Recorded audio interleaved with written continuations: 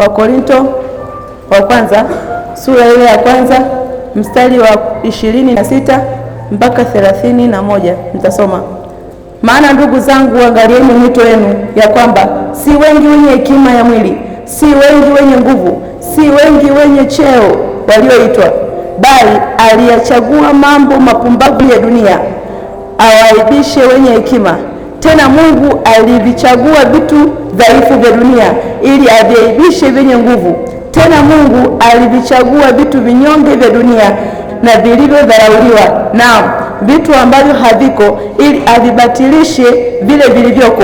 Mwenye mwili awaye yote asije akajisifu mbele ya Mungu, bali kwa yeye ninyi mmepata kuwa katika Kristo Yesu, aliyefanywa kwetu hekima itokayo kwa Mungu na haki na utakatifu na ukombozi, kusudi ilivyoandikwa, yeye aonaye fahari na aone fahari juu ya Bwana.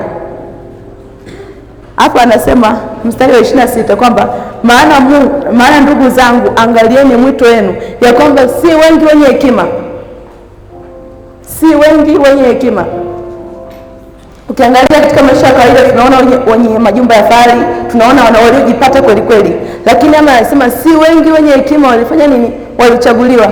Sio mtu akiwa rais alichaguliwa, sio mtu akiwa mchungaji alichaguliwa, lakini wapo ndio wachungaji waliochaguliwa kuwa wachungaji, wapo ndio manabii waliochaguliwa kuwa manabii. Lakini kama tunavyosikia kwamba kuna manabii wa uongo, kuna mitume wa uongo, ndio, lakini kama Biblia inavyosema kwamba si wengi wenye hekima ya mwili, si wengi wenye nguvu, si wengi wenye cheo waliitwa. Lakini Mungu alifanyaje? Mungu alivichagua vitu vidhaifu na vinyonge vya dunia ili afanyaje? Aviaibishe vyenye nguvu na kuvibatilisha vingine. Maana yake usikae ukajidharau kwamba mimi sifai chochote kwa Mungu. Usikae ukafikiria kwamba hakuna jambo lisilowezekana kwa Mungu. Kwa kila jambo linawezekana. Ukiangalia katika ulimwengu wa sasa, wengi wana majumba ndio, wengi wana pesa ndio, wengi wana ufahari wa namna mbalimbali, lakini ukiangalia si wengi waliitwa. Lakini inaweza itegemeane ni wewe uliyeitwa, lakini kwa nafasi yako, kwa sababu haujasimama, hatujamkubali Yesu. Ndio maana utakuta umembayumba na imani, uko hapa leo, kesho uko kwa mganga, uko hapa leo, kesho unaenda kutafuta msaada wapi? Kwa Mungu hatendi hivyo. Kwa Mungu tunaenda kwa imani kwanza. Amesema imani ndivyo tutakayoponya mtu. Amesema hekima ya ulimwengu haitakusaidia kwenda popote. Hekima ya ulimwengu haikufikishi popote, lakini hekima ya Mungu utadumu nayo milele. Ndio maana anasema hata mauti ikifika haifi roho, unakufa mwili wa nyama, kwa sababu ni dhaifu, ni koko tu, amepeka hivi vifikiri, lakini sio kwamba utaelewa mbinguni. Hapana. Kwa hiyo wenye hekima ya dunia wanatumia mwili huu wa nyama, hawatumii roho. Hekima ya Mungu ndio itakayokuokoa. Hekima ya Mungu ndio itakayokufikisha mbali.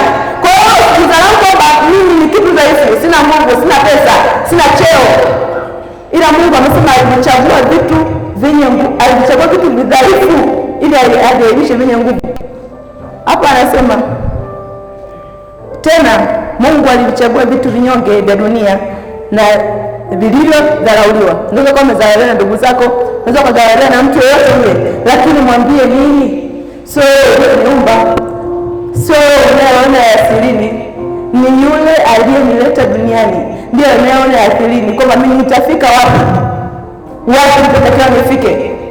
Lakini wanadamu wa sasa tumeshazoea kukata tamaa. Mtu alikwambia hivi, hapo huwezi kufika, wewe usomee sheria, wapo wana sheria wengi, usisikilize.